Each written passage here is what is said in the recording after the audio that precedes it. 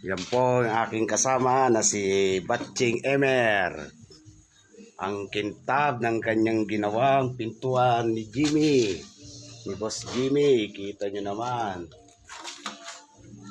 Yayamanin yung pinto. Si Master Emer ang tumira niyan. Binubuli niya para mas makintab. Para pantay yung hagod ng top coat. Yan.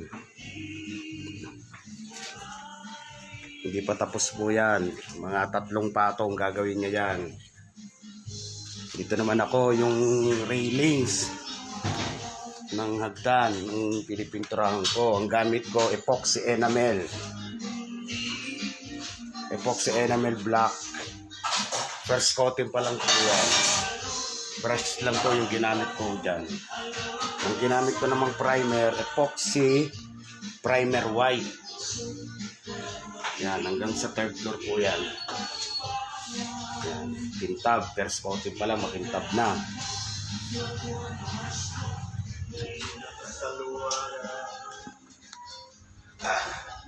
Homer, tumalyaw ka mo tayo. Hindi ka mula, nakaserseryoso ka mula una yan.